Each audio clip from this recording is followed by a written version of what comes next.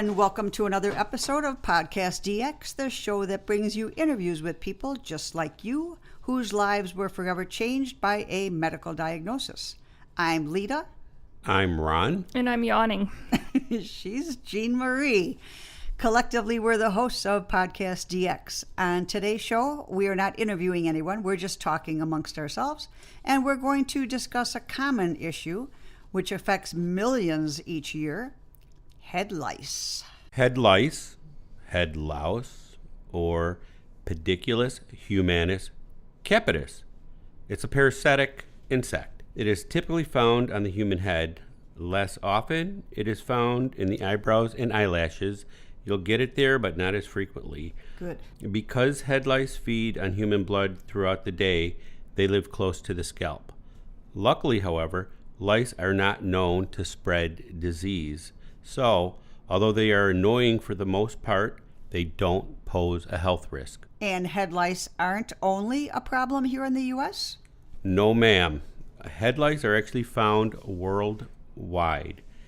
Here in the U.S., children most likely to be the ones infested. Annually, there are 6 to 12 million children aged 3 to 11 who get lice each year. And worldwide, that number might be as high as 100 million. That's a lot of people. Yeah. How is head lice spread? Well, contrary to what many people believe, On toast, like peanut butter. Sorry. They spread That like an inside- peanut butter. Oh, Lord. Okay. Contrary to what many people believe, they are not spread like peanut butter. Okay. Head lice cannot fly, jump, or hop. They crawl. Head lice crawl, and therefore they are spread by direct contact. I think that's the key thing. It has to be direct contact. Basically, you have to come in contact with the hair of an infested person. Anyone who comes in head-to-head contact with someone who already has head lice, those are the folks who are at the greatest risk. Spread by contact with clothing such as hats, scarves, or coats, or other personal items such as combs, brushes, or towels used by an infested person is not very common. Again, we're going back to it being direct contact. Also, personal hygiene or cleanliness in the home or at school has absolutely nothing to do with getting head lice. Right. They're not eating dirt or debris. They're eating blood. Well, I think that's a fallacy that people think that you're dirty or something's right. going on. Well, they're at not the eating. house. Yeah, they're not eating dirt. They're Right. eating blood. Everybody has so blood. it has nothing to do with. Yeah. Okay. And it doesn't mean that your head isn't cleaned. No. Right. Because they don't eat oil. Right. Head lice have 3 forms: the egg, also called a nit, the nymph, and the adult. A nymph is an immature louse that hatches from the nit. A nymph looks like an adult head louse, but it's actually smaller. The fully grown and developed head louse is about the size of a sesame seed. It has 6 legs, and it is tanned to grayish white in color. The adult head lice may look darker in persons with dark hair than in persons with light hair. To survive, though, adult head lice must feed on blood. An adult head louse can live about 30 days on a person's head, but it will actually die within 1 or 2 days if it falls off that person. And also adult female head lice, those are actually larger than males and can lay about 6 eggs each day. Okay. So if we could worldwide commit to everyone shaving their head, right? Yeah. For once. Okay. Then maybe at we the same could- time, Same time. we'll get rid of head lice. Well, it depends, I guess, what you do with all that hair. But we could get in the Guinness Book of World Records. I'm sure we could. Okay. Again, that's another podcast. Yep. Head lice hold tightly onto the hair with hook-like claws at the end of each of their 6 little legs. And head lice nits are cemented firmly to the hair shaft and can be very difficult to remove even after the nymphs have hatched and the empty casings are left behind. It may be confusing to distinguish nits versus common hair debris. This debris, however, is often referred to as DEC plugs and hair casts. DEC plugs, desquamated. Disquaminated? Yeah, No, you're right. Disquaminated. Desquamated epithelial cells may occur when oil glands in the scalp work to compensate for the drying effects of chemical treatments. They're bright white, irregular shaped clumps of fat cells stuck to the hair. And hair casts are thin, elongated, cylindrical shaped segments of dandruff, which encircle the hair shaft and are easily dislodged. So if you have dandruff, that's why you might have dandruff on your shoulder, because it can come off quite easily, unlike a nit or a head lice. Okay. Speaking of nits, Yes. A nit or louse egg is smooth. It's oval shaped in structure, and it is attached to the side of the hair shaft, ranging in color from off-white to brown, and it is slightly smaller than a sesame seed. Nits are always the same shape. They are never irregular. They're not fuzzy or encircling the hair, although the glue that the louse produces may be seen to encircle tightly around the hair shaft. Okay. And if you have lice, you may feel a tickling sensation or something moving in the hair, which itching may be caused by an allergic reaction to the bites of the head louse. You may also notice you have difficulty sleeping. Guess what? What? Head lice are most active in the dark. Okay, I thought you Sleep were with going the to say lights chicken on. butt. Sleep with the lights on. Okay. So if everyone sleeps with the lights on and The everyone shaves headlights their head, will stay sleeping. okay, I don't think They'll that would be starve true. to death. I think they would evolve. All right. You may notice sores on the head caused by scratching. These sores can sometimes become infected with bacteria found on the person's skin. So you got to be careful. Try not to itch. Okay. You may get lice through head-to-head contact with someone who is already infested with head lice. Head-to-head contact is common during play at school, at home, and elsewhere. Sports activities, playground, slumber parties, camp. When you're putting your heads together to come up with a new idea for a podcast. Okay, there you go.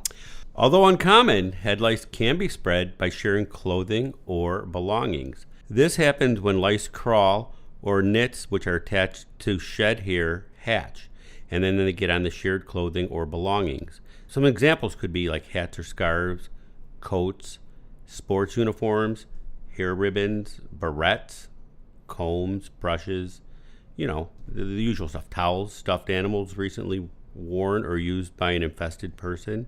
We talked about it earlier, lying on bed, couch, your pillow.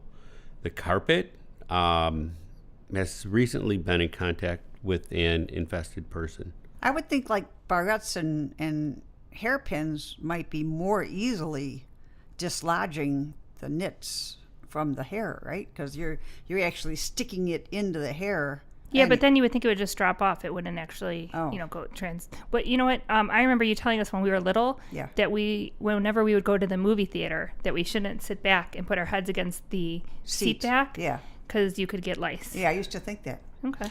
Well, there are a lot of urban myths and all that, but it's rather err on the side of caution. Right. But we've all heard about the head lice fairy, and she leaves little nits on your pillow. Okay. The diagnosis of a head lice infestation is best made by finding a live nymph or adult louse on the scalp or the hair of a person. Because nymphs and adult lice are very small, because they move quickly and avoid light, they can be difficult to find. Wait a minute. They move quickly? I didn't know Surprise! that. They can move quickly. Yeah. Oh, my God. Okay, deep breath. Yeah. Here's the good we news. learn something new every day. You worry. People worry more about lice than they do about mosquitoes. I know, the but lice they are move going quickly. to kill you. I know, but The I don't like it when they mosquitoes move could. quickly. That reminds me of spider. Go ahead, Ron. Which, again, is another episode. Yeah, we have a phobia episode coming up. We'll throw that one in. Okay. The use of a magnifying lens and a fine-toothed comb may be helpful to find live lice.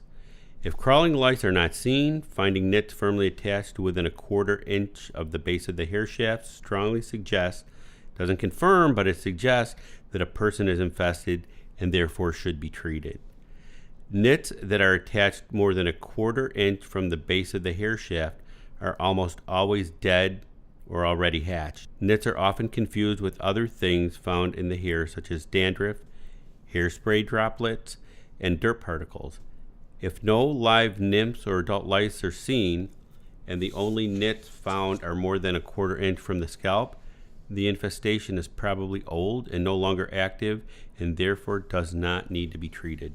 And if you're not sure if you or somebody that you know has head lice, the diagnosis can be made by a healthcare provider, local health department, or other person trained to actually identify live head lice. Now for the good news, folks. Okay. Head lice should not be considered as a medical or public health hazard, unlike what we were talking about with the insects and so forth. Yep.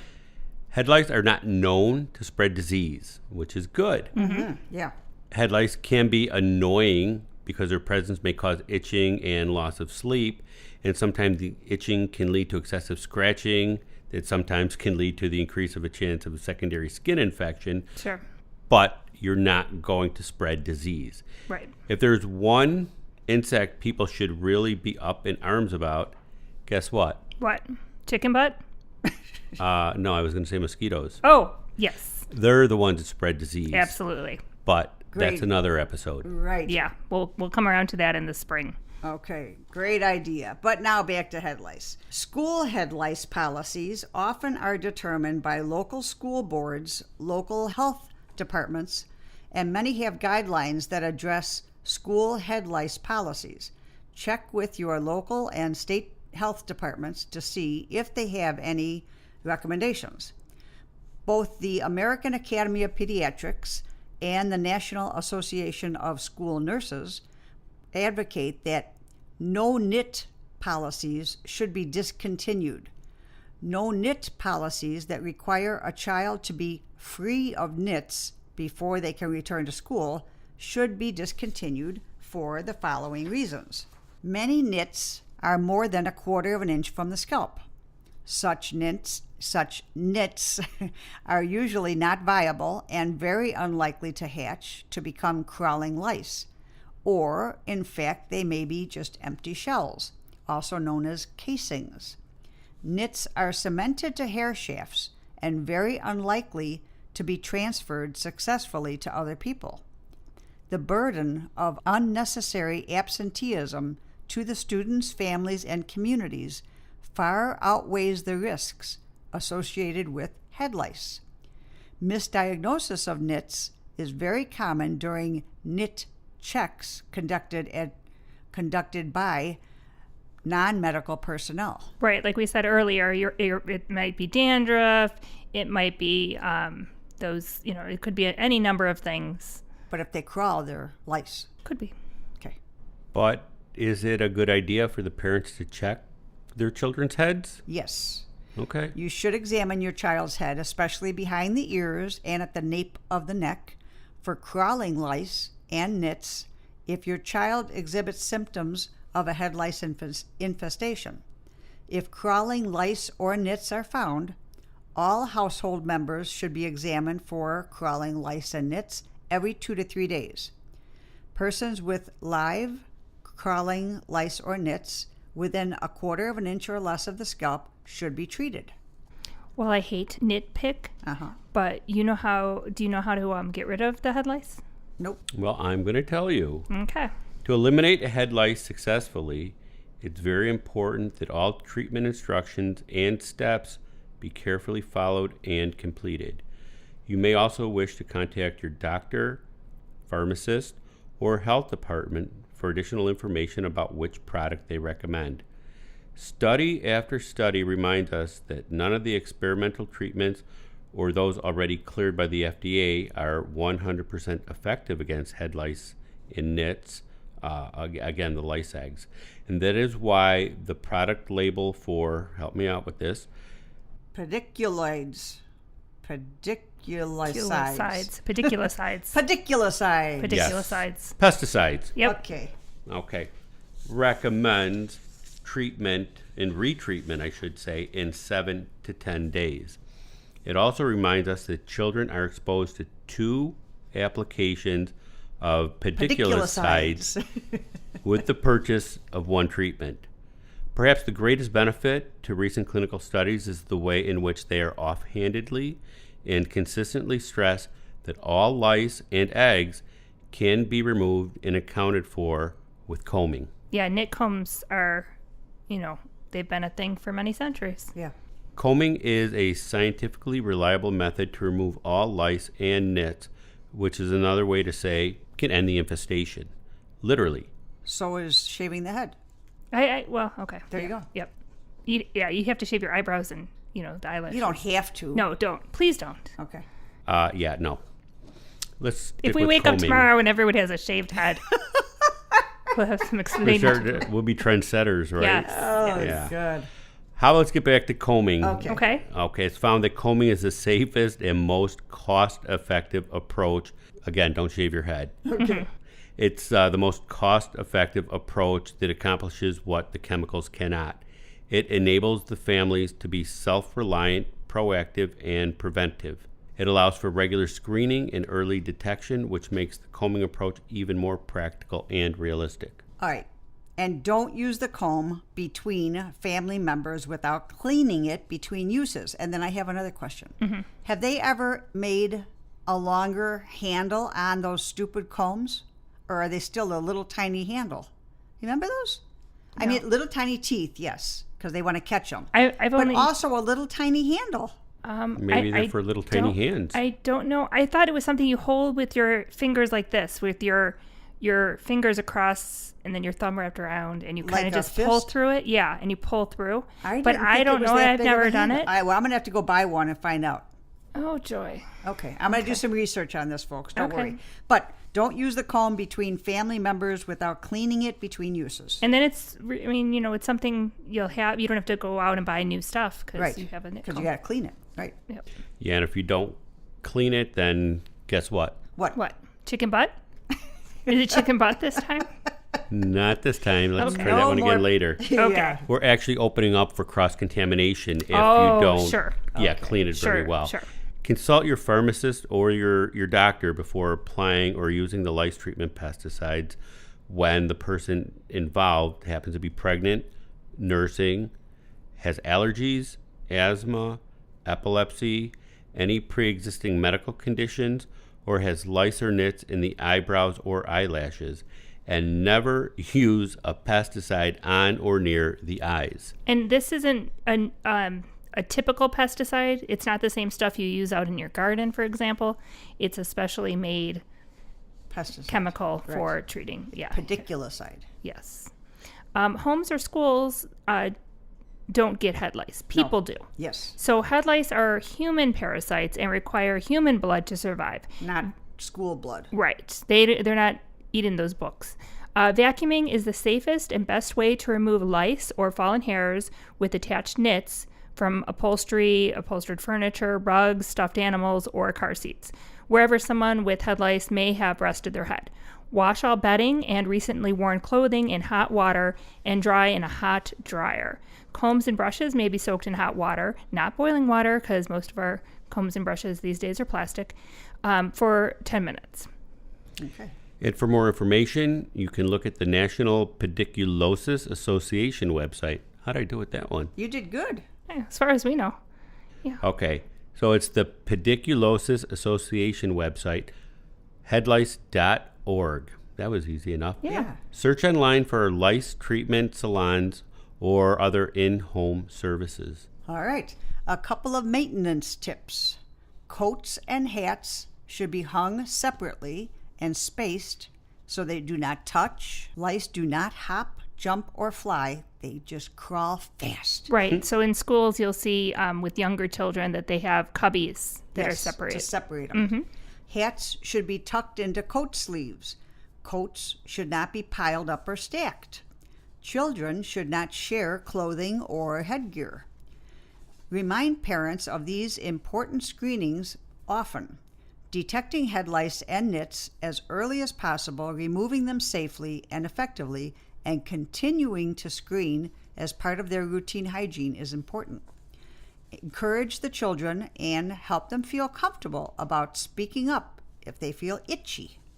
Recommendations of evidence-based practices include screening of family members and close contacts, no regular screenings or notifications, and no notification of classmate parents if more than one student is affected in any class. The school nurse can actually determine whether to examine all the students in a class or to provide information about head lice to all the parents or guardians that are in that same class. Notification of parents at the end of the school day to treat or remove nits closer than a 1/4 inch from the scalp, so they're not sending kids home Right. for lice. In Illinois, the laws just changed recently. They don't recommend classroom-wide screenings if one person has lice, or regular school-wide screenings like we had when we were young and there were dinosaurs. Notes home to parents of classmates or immediate exclusion upon the discovery of an infestation, or nit-free policies. These are all Things of the past. antiquated policies that no longer need to be applied. I've got a question for Yes. you guys.